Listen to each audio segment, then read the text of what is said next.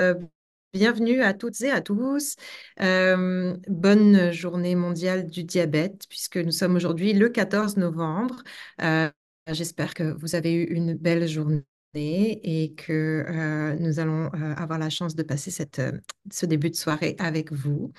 Et j'en profite pour souligner d'ailleurs la force et le courage dont les personnes qui vivent avec le diabète de type 1 ou qui ont des enfants touchés par le diabète de type 1 font preuve tous les jours. Alors voilà, une petite introduction.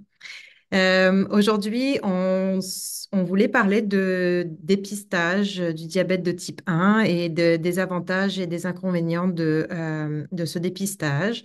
Alors, on va vous en dire un peu plus sur comment ça se passe. Est-ce que c'est déjà, est-ce que on le pratique déjà, ce dépistage-là?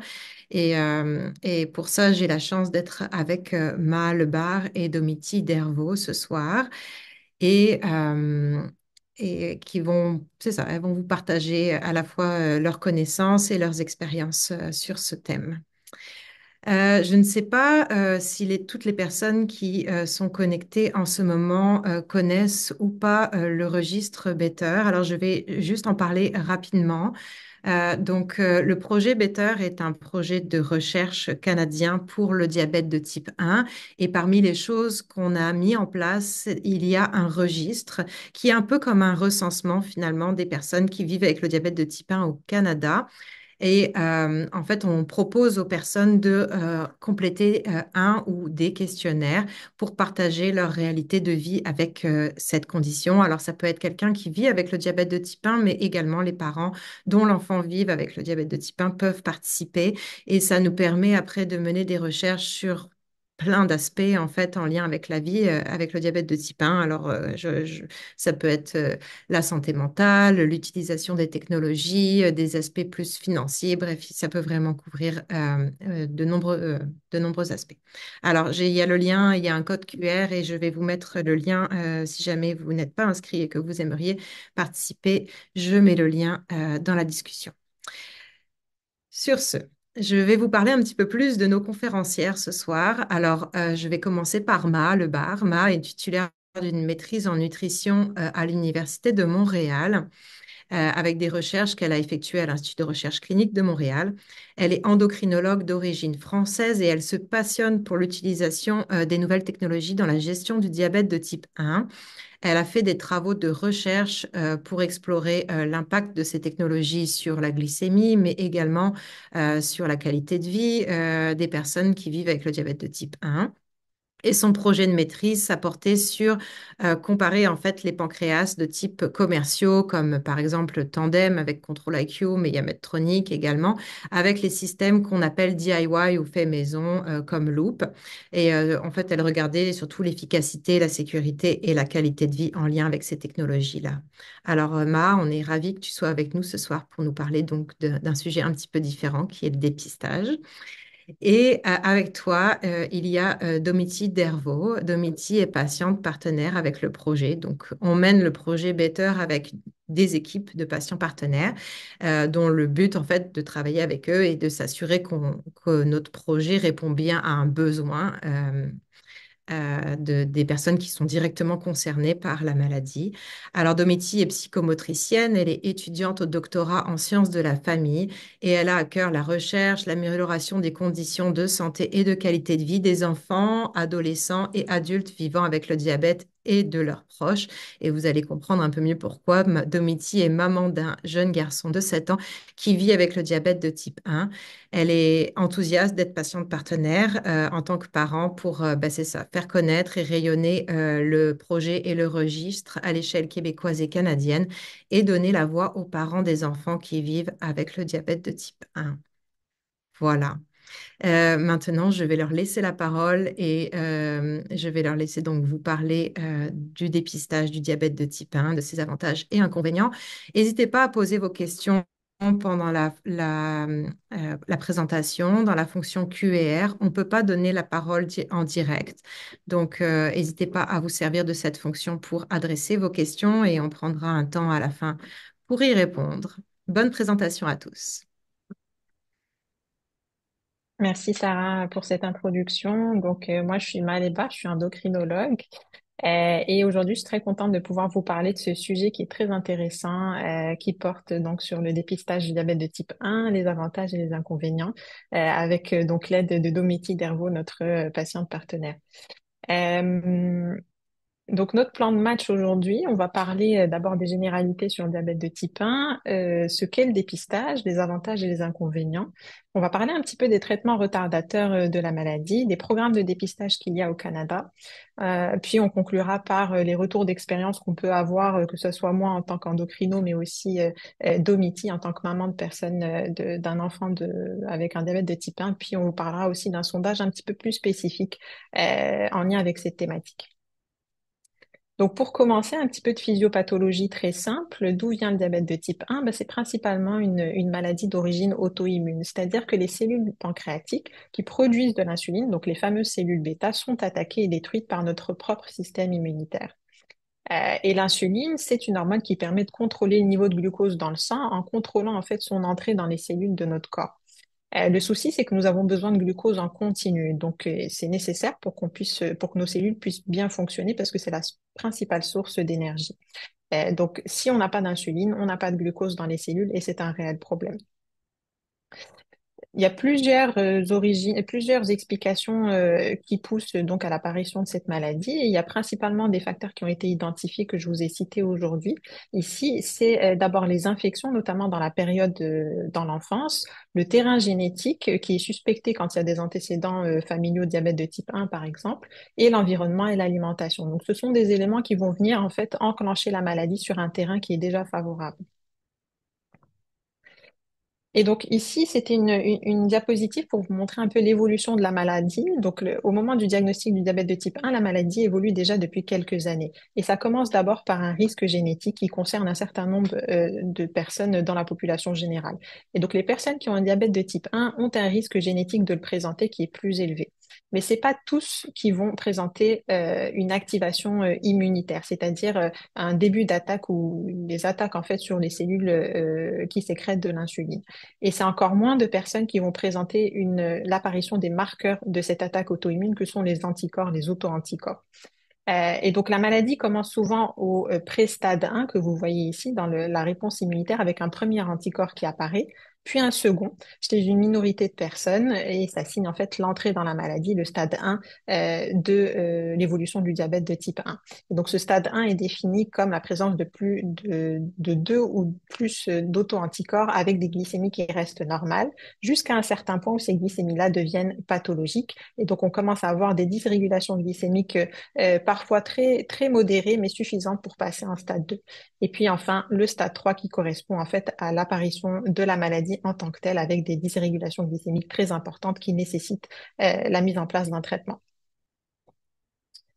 Et donc, vous comprenez donc assez facilement que l'âge d'apparition du processus auto-immun précède l'âge d'apparition des symptômes de la maladie. Ici, je ne sais pas si vous voyez ma flèche, mais je pense que ça devrait être bon, dans la figure que vous avez à gauche, quand on étudie les anticorps des enfants, de personnes qui ont un diabète de type 1, donc des enfants qui sont à haut risque par définition, qui vont présenter le diabète de type 1, on voit que l'apparition de ces anticorps a souvent lieu avant l'âge de 2 ans, donc il y a un pic autour de l'âge de 2 ans. Ça peut apparaître par la suite, notamment à l'âge de 8 ans avec un petit rebond, mais c'est principalement à cet âge-là. En revanche, quand on regarde l'incidence du diabète de type 1, on voit que la majorité des personnes qui sont diagnostiquées ont plus de 20 ans, 63%. Et ceci est valable dans plusieurs endroits du monde, que ce soit en Afrique, en Europe ou dans les pays nord-américains. Donc, c'est important à avoir en tête que le diabète de type 1 n'est pas qu'une maladie de l'enfant, c'est même principalement une maladie de l'adulte parce que tout simplement, on est adulte plus longtemps dans notre vie que l'on est enfant. Et une petite statistique pour vous donner une idée, au Canada, à peu près 300 000 personnes vivent avec un diabète de type 1 actuellement. Donc, qu'en est-il de l'incidence de l'apparition de ce diabète de type 1 dans la population générale? Donc, quand vous prenez n'importe qui dans la rue, ben, il a à peu près 0,4% de chances de développer à un moment donné un diabète de type 1. Et ce risque, en fait, est multiplié par 15 fois quand cette personne-là a un apparenté de premier degré qui vit avec le diabète de type 1. Donc, quand on a dans son entourage quelqu'un avec un diabète de type 1, on a un risque plus élevé de base. Et ce risque-là, il est variable en fonction de la relation de parenté qu'on a avec cette personne. Ainsi, si c'est notre mère qui a un diabète de type 1, on a à peu près 4% de chances de présenter un diabète de type 1 dans notre vie. Et ce risque, il augmente à 6% quand c'est la fratrie, à 8% quand c'est le père et à 33% quand c'est le jumeau. Il faut quand même garder en tête que la plupart des personnes qui vivent actuellement avec un diabète de type 1 n'ont aucun apparenté qui vit avec un diabète de type 1. Donc, il faut distinguer ces deux notions-là. Quels sont les signes cliniques d'un diabète de type 1? Eh bien, en fait, ce sont principalement des signes que l'on va avoir au stade 3 de la maladie, qui n'est pas diagnostiqué pour le moment. Donc, vous allez avoir des envies fréquentes d'uriner, une soif intense, une perte de poids et de manière un peu plus inquiétante, des nausées, des vomissements et des douleurs abdominales qui peuvent signer la nécessité d'une prise en charge assez rapide. Et donc, au stade 1 et 2 de la maladie, donc le stade 1 où il n'y a pas d'anomalie glycémique et le stade 2 où on commence à avoir des petites anomalies, il n'y a aucun signe clinique. Donc, c'est difficile de diagnostiquer la maladie à ces stades-là si on ne fait pas de dépistage.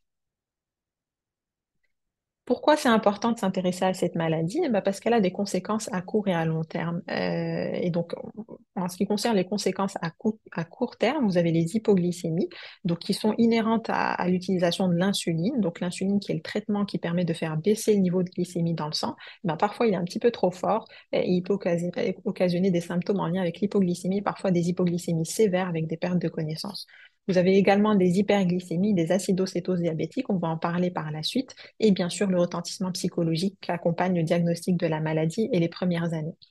Euh, sur le long terme, sur l'hyperglycémie persistante et sur l'évolution de la maladie, on va pouvoir avoir des atteintes des gros vaisseaux de notre corps, notamment les coronaires, les carotides ou les artères fémorales dans les jambes, ou des atteintes des petits vaisseaux de la rétine, du rein et des nerfs. Et bien sûr, un retentissement psychologique important en lien avec le fardeau que constitue cette maladie, donc les burn-out, la dépression et l'anxiété. Comme je vous ai dit, le traitement de la maladie, donc le traitement du diabète de type 1, quand il est installé, c'est un traitement substitutif à vie qu'il faut prendre, c'est l'insuline, c'est l'hormone qui manque. Et donc cette insuline-là, on va pouvoir la délivrer soit par des stylos, soit par des pompes à insuline. On en vient donc maintenant à parler au dépistage du diabète de type 1 après avoir débriefé un petit peu sur l'ensemble de ces éléments. Pour vous expliquer un petit peu ce que c'est, donc le dépistage, c'est le fait de pouvoir détecter des marqueurs de la maladie avant qu'elle ne se déclare. Et on a deux manières principales de le faire. Je vais vous parler d'abord des auto-anticorps parce que c'est ce qu'on fait le plus fréquemment et ce qui est plus accessible en pratique clinique. On peut doser ces auto-anticorps dans le sang et donc, comme je vous ai dit, ce sont des marqueurs de processus auto-immuns en cours. On en a un certain nombre. Vous avez les GAD65, les IA2, les EDNT8, les anti-insulines. Et donc, simplement ici, ce petit schéma de cellules bêta, donc la cellule qui sécrète l'insuline, pour vous montrer à quoi ces anticorps sont, qu'est-ce que ces anticorps détectent. Et bien, vous voyez que ce sont principalement des récepteurs au niveau du noyau de la cellule, mais aussi de certains éléments qui sont présents au sein de la cellule, donc dans le cytosol de la cellule, et parfois même dirigés contre l'insuline qui est produite. Et donc, ces auto-anticorps sont détectés soit par prise de sang, où on va venir les chercher, ou par prélèvement capillaire, donc au bout du doigt, en utilisant des kits. Il faut bien avoir en tête que certains anticorps, je pense notamment au GAD65, peuvent se positiver transitoirement, dans un tiers des cas à peu près, ou parfois subir des interférences de dosage qui feraient qu'ils deviennent faussement positifs. Et donc, c'est très important de pouvoir renouveler ces dosages-là, pour être sûr qu'il n'y a pas eu de faux positifs, tout simplement, ou de positivité transitoire. Qui est sûr en tout cas, et ce que la littérature a démontré, c'est que plus il y a d'anticorps présents, plus le risque de développer le diabète de type 1 est grand. Ainsi, on sait que, et ça c'est principalement démontré chez les enfants et les adolescents, on sait que quand on a un anticorps positif, on a à peu près 15% de chances de développer un diabète à 10 ans du moment du dosage. Et on sait que ce pourcentage-là augmente à 70% quand on a au moins deux auto-anticorps positifs. Et on sait malheureusement qu'il est certain d'avoir un diagnostic de diabète de type 1 dans sa vie quand on a au moins deux anticorps positifs dans le sang. Il faut savoir aussi que la très grande majorité des personnes avec un diabète de type 1 ont au moins un anticorps positif. Donc, c'est quand même un bon marqueur. Deuxième manière de faire un dépistage, c'est la génétique. Et c'est un petit peu moins accessible en recherche, en clinique, pardon, c'est plus accessible en recherche, donc c'est pas forcément bien établi encore. Et donc la génétique, en fait, que l'on fait, c'est simplement de détecter certaines variations de gènes qui sont plus associées au risque de développer un diabète de type 1. On a tous des variants de gènes, c'est ce qui fait qu'on est différents, mais certains variants vont venir promouvoir, en fait, l'apparition de la maladie.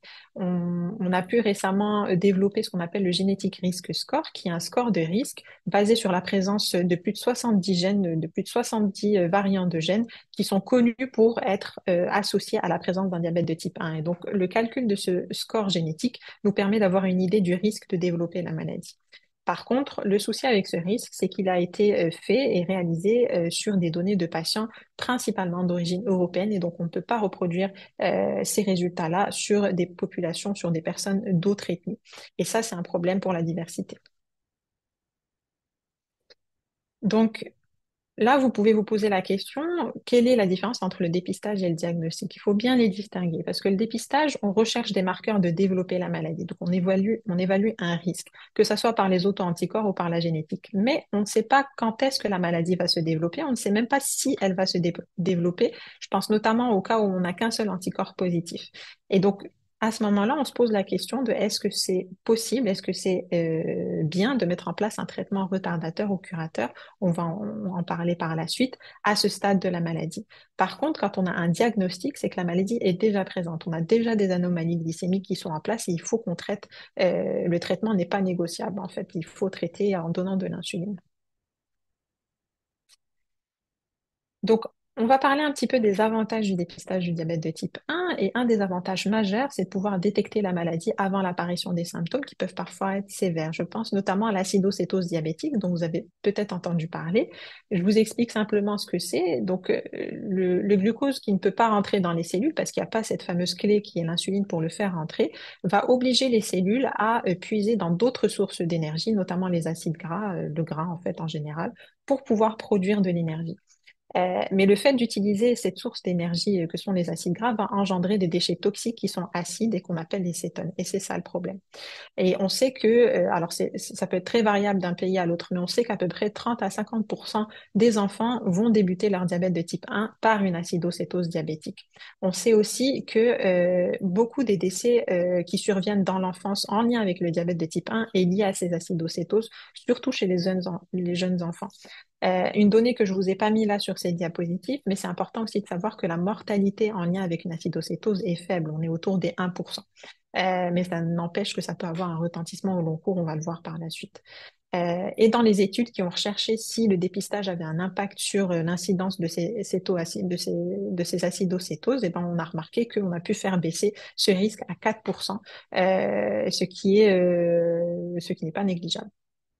Donc, après un dépistage, seuls 4% des personnes qui ont été dépistées vont développer une acidocétose au moment du diagnostic quand ils arriveront à ce stade de la maladie. Deuxième avantage majeur également, c'est de pouvoir préserver les cellules bêta restantes, donc les cellules qui sécrètent l'insuline.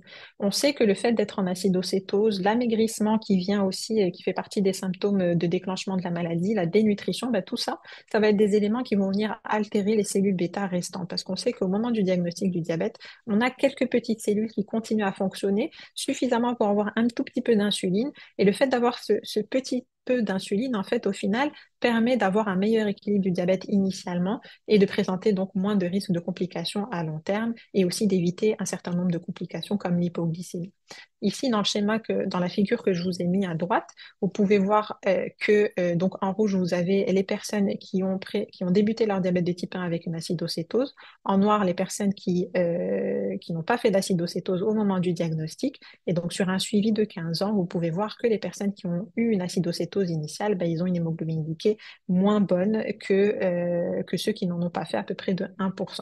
Donc, il y a beaucoup de biais confondants dans ce type d'études, mais toujours est-il qu'on a l'impression que quand on fait une acidocétose initiale, c'est jamais bien bon pour l'équilibre à long terme, en tout cas sur les 15 ans d'évolution et de suivi dans cette étude. Troisième bénéfice qui n'est pas négligeable, c'est d'éviter une confusion initiale avec le diabète de type 2. On a vu que beaucoup des diabètes de type 1 se déclarent à l'âge adulte. Et quand en plus ces personnes sont en situation de surpoids ou d'obésité ou appartiennent à certaines catégories ethniques, on peut avoir un risque de les diagnostiquer comme type 2, donc de ne pas mettre en place le traitement adéquat alors qu'ils sont type 1.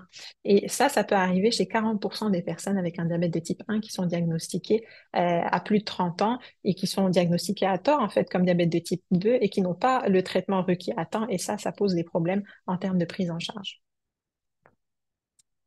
Quatrième avantage, pouvoir participer à des essais cliniques. Et ces essais cliniques ont pour but de développer des futurs traitements qui visent à retarder l'apparition ou prévenir le diabète de type 1. Et donc, pour participer à ces essais, eh ben, il faut être dépisté, il faut connaître son risque pour pouvoir mettre en place ces traitements-là. Ici, simplement pour vous montrer qu'il y a beaucoup d'études en cours, principalement européennes, qui testent un certain nombre de médicaments pour pouvoir justement voir s'ils permettent de retarder ou de prévenir la maladie. Ici, je ne vais pas lire le nom des traitements parce que, comme vous pouvez voir, c'est très compliqué, même pour moi, mais sachez qu'il y a beaucoup d'études en cours à ce sujet. Cinquième avantage et dernier avantage, c'est de pouvoir organiser progressivement l'entrée dans la maladie. Malheureusement, le diabète de type 1, quand il survient, c'est souvent un traumatisme aussi bien pour la personne qui est atteinte que pour son entourage. On a rapidement beaucoup d'informations qui nous est déversées, beaucoup d'informations qu'il faut intégrer et qui peut être difficile dans les premiers jours ou les premières semaines avec la maladie. Et donc, le fait de connaître son statut à risque, surtout quand on sait qu'on est à très haut risque de développer la maladie, ça permet d'organiser progressivement l'entrée dans la maladie en ayant une formation à la gestion de la maladie avec un accompagnement adéquat par les professionnels de santé et aussi par les pairs. On en vient maintenant aux inconvénients du dépistage. Et donc, un des inconvénients majeurs de ce dépistage-là, c'est l'incertitude quant à l'évolution de la maladie, que ce soit chez les personnes dépistées positives ou celles dépistées négatives. Parce qu'on a vu qu'il peut arriver que les tests soient faussement positifs. Ce qui nous inquiète plus que ça ne devrait être. Il y a également des fois où la positivité peut se déclarer ultérieurement. On l'avait vu dans le premier graphe, mais on peut aussi le voir ici avec les 4 anticorps qu'on recherche habituellement, qui apparaissent effectivement à l'âge de 2 ans, mais on peut voir qu'ils peuvent apparaître bien plus tard. Et donc, si on dépiste à 2 ans et que c'est négatif, et qu'on ne refait pas le test, on peut manquer de ces personnes-là qui vont développer l'auto-immunité plus tard. D'accord? Et donc, l'autre incertitude qui est aussi pourvoyeuse d'anxiété, c'est le délai d'apparition de la maladie qui est variable. À partir du moment où on a deux ou plus anticorps, on ne sait pas quand est-ce que la maladie va survenir. Est-ce qu'elle va venir dans 1 an? Est-ce qu'elle va venir dans 10 ans? Ça, c'est très difficile à prédire. Et il y a beaucoup de recherches en cours qui visent justement à pouvoir identifier les patients qui vont progresser rapidement versus ceux qui ne vont pas progresser rapidement. Et donc, le fait de devoir répéter les examens parce qu'on n'est pas sûr que de la positivité des anticorps, ou en tout cas qu'on ne soit pas au bon moment par rapport à l'apparition des anticorps, le fait qu'on ne sait pas quand la maladie va survenir, le fait aussi que les traitements retardateurs dont on va parler tout à l'heure ne soient pas forcément accessibles, bah, tout ça, c'est une situation qui est pourvoyeuse d'anxiété, parfois de comportements délétères, un type de restriction alimentaire et souvent des perturbations des relations familiales. Il y a certaines études qui ont été menées, et notamment chez les mères, parce que c'est souvent les mamans qui s'occupent des enfants très jeunes. Et à peu près 2 tiers des mamans d'enfants à risque de développer un diabète de type 1, donc des enfants qui n'ont pas encore développé la maladie clinique, et ben ces mamans-là ont adopté des stratégies de prévention de la maladie. Donc j'ai mis prévention entre guillemets, simplement pour dire que c'est pas forcément des stratégies qui sont validées, qui sont effectives en fait, et notamment des surveillances glycémiques et cliniques intempestives, de devoir contrôler matin, midi, soir les glycémies, d'être vraiment très attentif à n'importe quel signe clinique que son enfant présente. Également les modifications alimentaires avec des réductions des glucides parfois drastiques. Donc tout ça, c'est des comportements qui peuvent parfois être un peu délétères, qui sont compréhensibles parce que on veut éviter l'apparition de la maladie, mais qui ne sont pas forcément efficaces. Et la question qui reste ouverte, c'est aussi de savoir est-ce que l'anxiété de connaître le risque, est-ce que l'anxiété de se savoir à risque est aussi grande ou est-ce qu'elle est différente de l'anxiété qu'on a quand on présente le diagnostic, quand on développe la maladie clinique. Et ça, on ne sait pas très bien comment situer cette anxiété-là. Troisième inconvénient, pardon, c'est l'impact socio-économique, que ce soit pour la personne ou pour la société. Donc, la première question qui vient en tête, c'est l'assurabilité. Est-ce qu'un assureur peut refuser une couverture ou majorer une prime parce que la personne qui demande présente des anticorps positifs? Ça, on ne sait pas encore très bien si la réponse est oui ou non. On se posait aussi la question de l'accès à certains emplois ou certaines opportunités, même l'autorestriction en fait à ces emplois-là ou certains choix de vie. Et aussi pour la société, la question qui se pose, c'est est-ce que dépister les personnes est efficace en termes de coûts? C'est-à-dire que quand on dépiste, est-ce que cela va permettre d'éviter certains coûts en lien avec l'apparition de la maladie telle qu'on la connaît actuellement? Et donc, cette question-là se pose principalement quand on parle de dépistage national, où pour le coup, on va devoir dépister beaucoup, beaucoup de monde et donc beaucoup de frais pour très peu de personnes au final diagnostiquées, hein, 0,4%, je vous l'ai montré dans les diapositives précédentes. Donc ça, on ne sait pas très bien encore on ne sait pas très bien encore ce coût, ce rapport coût-efficacité. Et enfin, une des questions qu'on peut se poser, c'est est-ce que le fait d'investir dans un programme national de reconnaissance des signes cliniques, est-ce que c'est peut-être mieux pour prévenir l'acidocétose ou pas? Dans certains pays, il a été démontré que non. Le fait d'informer la population que voici les signes cliniques du diabète de type 1, voici ce à quoi il faut faire attention, bah, ça a que très très modestement fait baisser l'acidocétose, la survenue d'acidocétose inaugurale du diabète de type 1. Mais dans d'autres pays, on a vu que ça permettait de réduire cette incidence. Donc, on n'a pas vraiment de données tranchées là-dessus. Donc, au final, ce dépistage, à qui le proposer? Eh ben, il y a deux avis. Principalement, soit on le propose aux apparentés de premier degré, c'est sûr que le dépistage sera plus rentable, c'est-à-dire qu'il sera plus souvent positif. Par contre, on va manquer la majorité des personnes qui vont développer un diabète de type 1, parce qu'on a vu que la majorité des personnes qui développent un diabète de type 1 n'ont pas d'apparenté avec cette maladie. Deuxième manière de voir les choses, c'est de faire un dépistage de toute la population, donc la population générale. Alors là, c'est sûr, on va détecter plus de personnes avec le diabète, mais par contre, ça risque d'être très coûteux et très difficile à organiser sur le plan logistique. Ici, je vous ai mis simplement les conditions qui rendent en fait un dépistage légitime selon l'OMS, donc l'Organisation mondiale de la santé. Et donc que ce soit n'importe quel test de dépistage, il faut se poser ces questions-là. Et je vous ai mis en gras et en orange les éléments où on n'est pas très sûr pour le dépistage du diabète de type 1. Donc en premier lieu, il faut que la maladie représente un problème de santé publique, et je pense qu'on est à peu près tous d'accord là-dessus. Qu'il y ait une population cible, encore une fois, on est d'accord. Par contre, en termes d'universalité, donc est-ce que le test, on peut avoir un seul et même test qui soit accessible à tous? Ça, c'est pas gagné. Il faut qu'il soit gratuit, il faut qu'il soit disponible dans la province ou dans toutes les provinces. Ça, c'est pas gagné non plus. À titre d'exemple, au Québec, il n'y a qu'un seul anticorps, auto-anticorps qui est prescrit et remboursé. C'est l'universalité du test pose question. Quatrième point, il faut que ce test, que le dépistage et que le test utilisé permettent de détecter la maladie avant qu'elle ne se développe. Et ça, elle y arrive, on y arrive. En revanche, on ne sait juste pas dans quel délai la maladie va se présenter. Et ça, c'est un problème. Cinquième point, il faut que le dépistage de la maladie apporte des bénéfices médicaux. Donc, le fait de détecter la maladie plus tôt permet d'apporter un certain nombre de bénéfices médicaux et on a vu pour l'acidocétose, mais par contre, le bénéfice de mettre en place des traitements, on n'est pas très bien sûr parce qu'au final, ces traitements-là ne sont pas encore disponibles.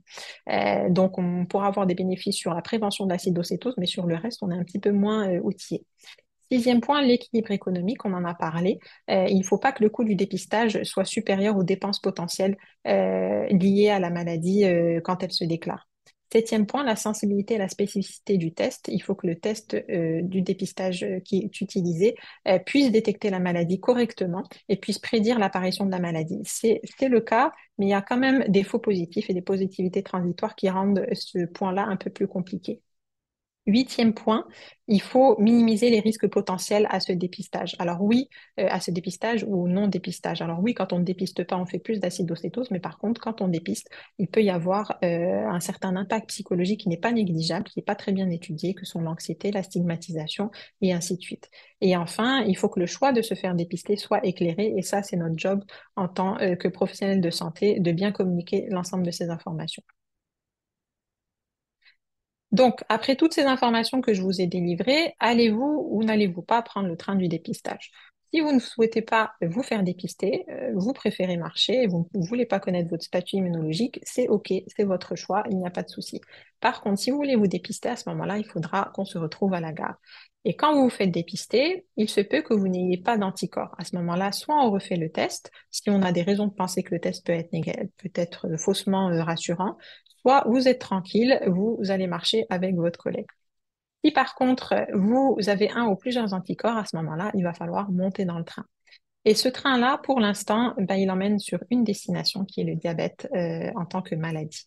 Et avant d'y arriver, il y a plusieurs arrêts en route. Vous avez les rendez-vous de contrôle et de surveillance de l'apparition des autres anticorps, notamment quand il n'y en a qu'un seul qui est positif. Vous avez les visites médicales et paramédicales pour la formation aux signes de la maladie, l'éducation progressive à la gestion de la maladie et les accompagnements divers qu'il peut y avoir. Vous avez les prises de sang à faire, les épreuves d'hyperglycémie, l'hémoglobine glyquée, la glycémie à jeun et les surveillances des glycémies, que ce soit capillaire ou en continu. Et on espère très prochainement que la destination sera changée pour celle de la guérison ou au moins du retard avec, grâce aux traitements retardataires et aux différents essais cliniques en cours. Toujours est-il que quand on entre dans le train, on ne sait pas combien de temps le trajet va durer. Et donc, parlons-en maintenant des traitements retardateurs du diabète de type 1. Je vous les ai classés ici en famille de traitements en fonction de comment ils fonctionnent.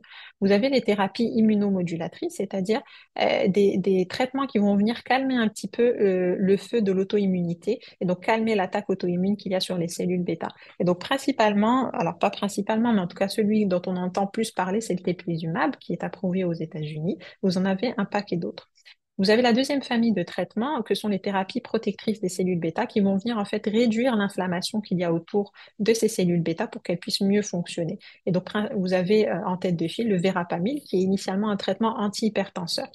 Vous avez les thérapies combinées qui vont venir combiner ces deux propriétés d'immunomodulation et de protection de la cellule bêta, notamment le baricitinib qui est assez prometteur, et enfin les thérapies antivirales. Comme je vous ai montré dans les premières diapositives, la maladie de diabète de type 1 a plusieurs influences, notamment les infections.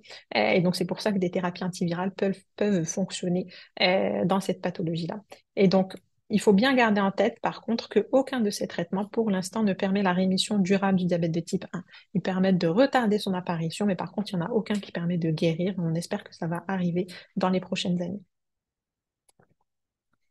Parlons maintenant des programmes de dépistage disponibles au Canada. Vous en avez deux. Vous avez le TrialNet Pathway et Prévention, qui est un programme de dépistage pour les apparentés de personnes qui vivent avec un diabète de type 1, qui inclut plusieurs pays, dont le Canada. Et en fait, le principe, c'est qu'on vous envoie un kit de dépistage, donc pour les personnes éligibles qui ont un apparenté avec un diabète de type 1, où vous faites votre prélèvement capillaire, puis vous envoyez vous envoyez ça par la poste, et puis vous avez vos résultats en 4 à 6 semaines. Et l'objectif, en fait, c'est de pouvoir identifier les personnes à risque pour proposer des essais cliniques adaptés. Et à ce jour, il y a plus de 250 000 personnes qui y participent et il a été estimé que 2,5% présentaient au moins deux auto-anticorps parmi les participants. Deuxième programme qui est un peu plus récent, qui est le CanScreen T1D, qui est un programme de dépistage pour tout Canadien, peu importe si vous avez des apparentés de diabète de type 1 ou pas, qui est financé donc par les IRC et par Percé Diabète de type 1, donc c'est anciennement la JRDF.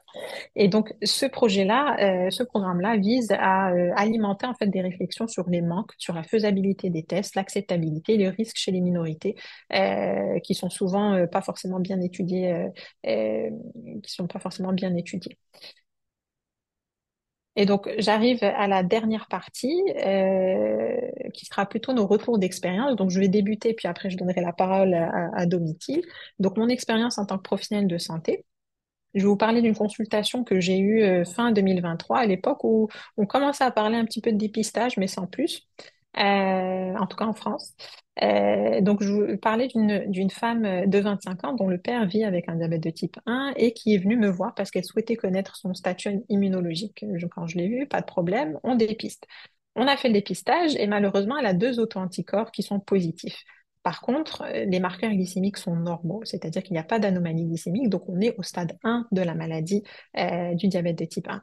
Donc je lui ai proposé de faire la surveillance biologique, une surveillance biologique des marqueurs glycémiques, et puis je l'ai informé sur les signes cliniques avant-coureurs qui doivent la faire consulter de manière urgente.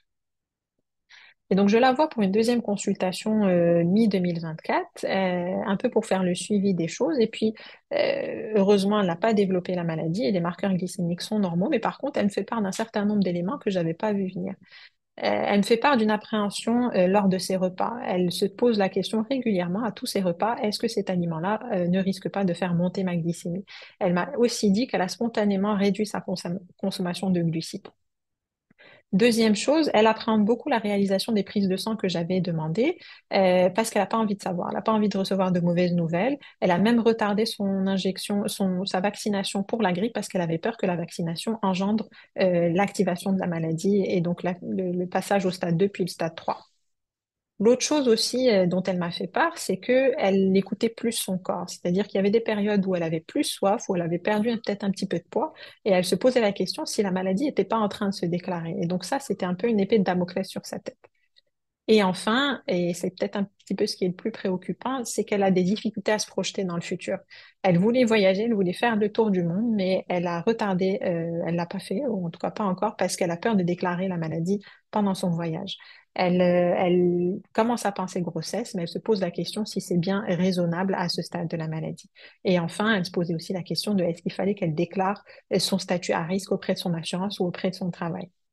Donc tout ça, c'est des éléments auxquels on pense pas forcément. En tout cas, fin 2023, on n'y pensait pas trop. Là, actuellement, il y a beaucoup de recherches là-dessus, donc on commence à être un peu plus vigilant sur ça. Mais les patients, quand on leur propose un dépistage, il y a tout ça qui se passe derrière, dont on n'est pas forcément au courant. Et cette anxiété, cette épée de Damoclès sur leur tête, c'est pas forcément quelque chose qui est facile à porter. Et donc, il faut avoir une attitude empathique. Il faut bien expliquer ce que le dépistage engendre comme conséquence potentielle.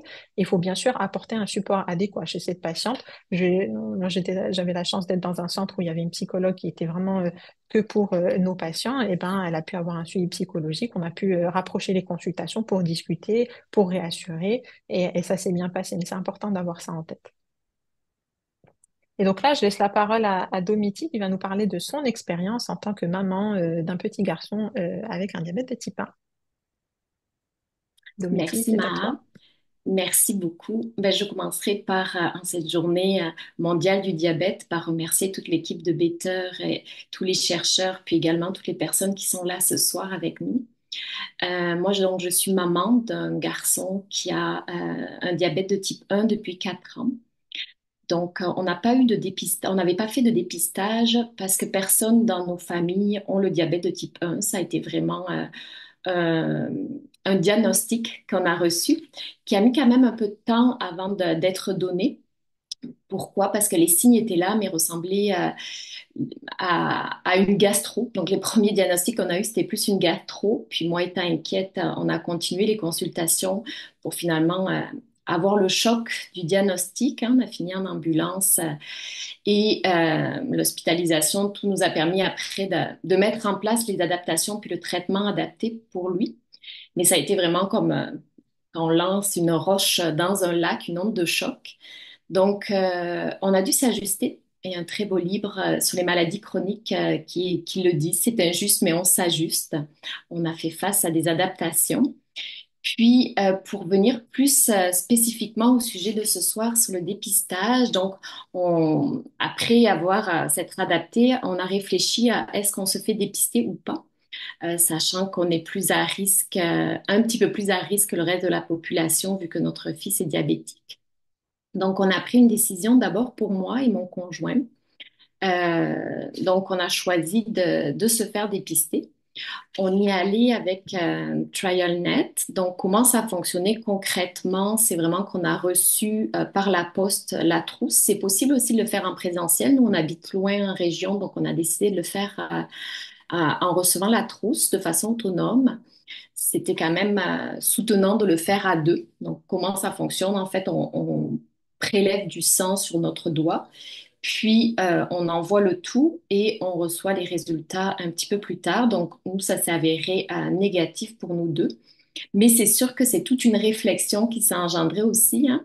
En effet, comme le disait Maha, c'est vraiment quelque chose qui doit appartenir à chacun comme prise de décision et qui a vraiment aussi un impact dans notre vie, autant psychologique que physique, si ça s'avère être positif. Donc, pour notre fille, finalement, on a pris une autre décision.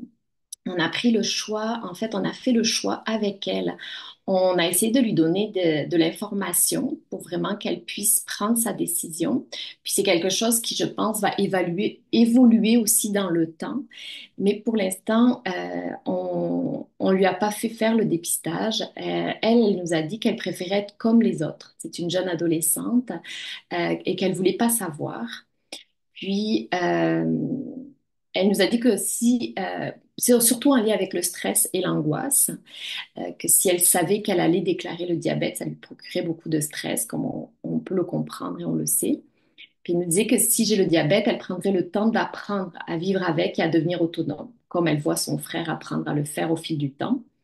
Donc, elle préférait, pour l'instant, ne pas savoir, puis garder la possibilité de rêver sa vie et construire son identité sans cette pression. Donc, elle voit aussi tous les rendez-vous de son frère, puis tous les contraintes qu'il a en lien avec la gestion de son diabète. Donc, pour l'instant, c'est le choix qu'on a fait de respecter sa décision. Euh, pour moi, en tant que maman, puis le message que j'avais goût de vous partager ce soir, c'est vraiment l'importance de se respecter dans sa décision. Je pense que chaque choix peut être légitime. Donc, pour ou contre le dépistage, ben, je dirais que c'est vraiment le choix de chacun, que chacun doit rester libre, hein, libre de savoir ou de ne pas savoir, puis se sentir vraiment légitime, quelle que soit sa décision. Parce que je le vois dans le quotidien, puis dans les parents, d'autres parents que je côtoie ou d'autres personnes diabétiques aussi, que derrière chaque diabète, ben, il y a une personne et un contexte et que c'est très important de trouver un équilibre pour vivre avec le diabète. Donc, ce dépistage doit vraiment être un choix éclairé et bien accompagné, voilà, au niveau médical, mais aussi au niveau psychologique, puis aussi au niveau de notre entourage. Donc, voilà un petit peu pour mon témoignage de ce soir. Je redonne la parole à Maha pour la conclusion. Merci Domiti. Euh, donc, en conclusion, avec tout ce qu'on vous a dit, donc maintenant vous savez que le diabète de type 1 en fait débute plusieurs années avant l'apparition des signes cliniques, que le dépistage du diabète de type 1 permet l'introduction progressive dans la maladie pour éviter ses complications, principalement l'acidocétose et leurs conséquences. Que l'impact du dépistage en fait sur les personnes, notamment sur le volet psychologique, il n'est pas très bien connu, probablement qu'il est sous-estimé même. Et qu'on sous-estime aussi probablement la logistique que va impliquer le suivi et le support qu'il faut apporter à toute la population qu'on va dépister.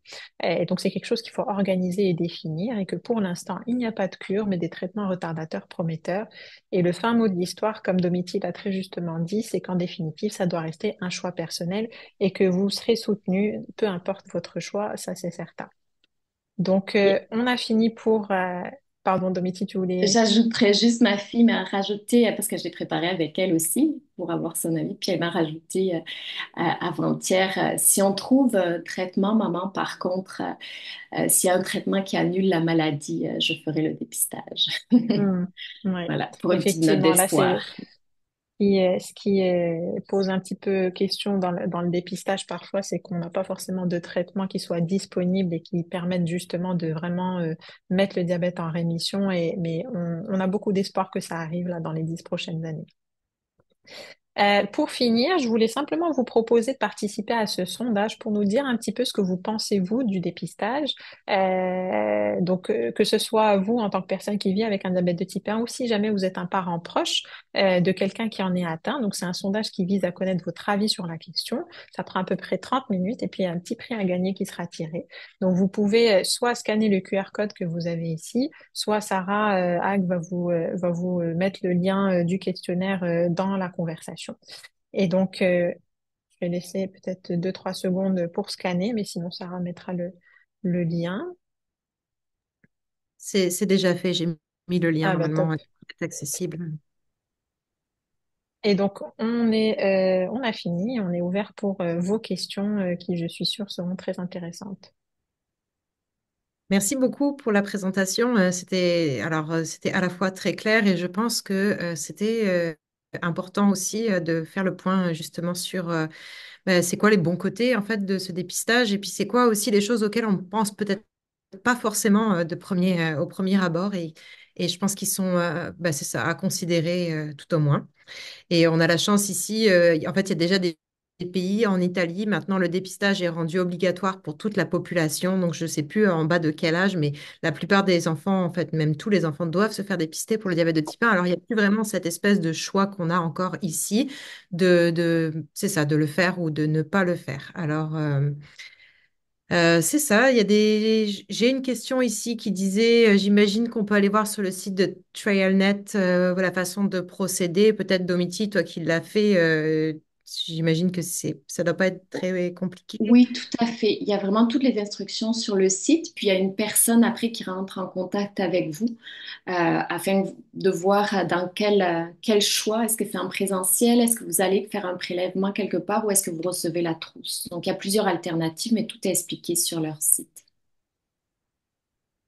Alors, c'est ça, en tapant TrailNet sur Google, j'imagine aussi, vous allez retrouver le lien et la présentation va être disponible en rediffusion. Donc, vous allez pouvoir retrouver aussi le QR code dedans.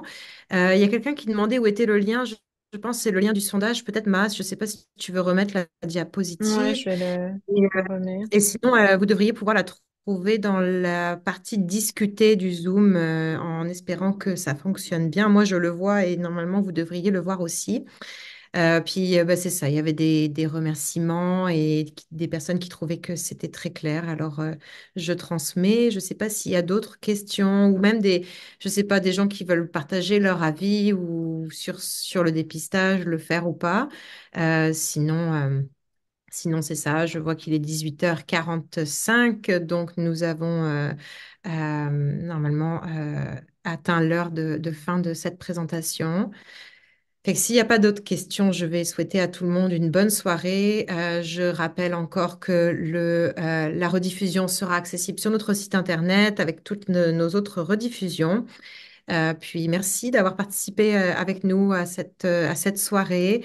N'hésitez pas à nous faire parvenir vos commentaires éventuels, des suggestions aussi si vous en avez sur des thématiques que vous aimeriez voir abordées dans des prochaines présentations.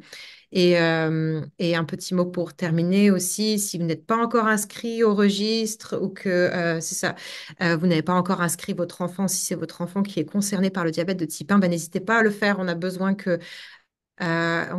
d'entendre vos voix et c'est important pour nous pour pouvoir mener des recherches. C'est ça. J'ai quelqu'un qui dit, est-ce qu'on doit répondre au sondage tout de suite ou plus tard? Euh, Vous pouvez le faire alors, plus tard, sans problème. De toute façon, vous avez le lien, donc vous pouvez le faire. Vous pouvez aussi commencer, puis enregistrer vos réponses, puis revenir après dessus. C'est une possibilité aussi. Puis on va de toute façon repartager le lien aussi dans notre infolettre, sur les réseaux sociaux dans les prochains jours, semaines. Alors, vous allez le voir circuler. Voilà. Merci tout le monde d'avoir Merci à partagé tous. Au et revoir, bonne soirée. merci.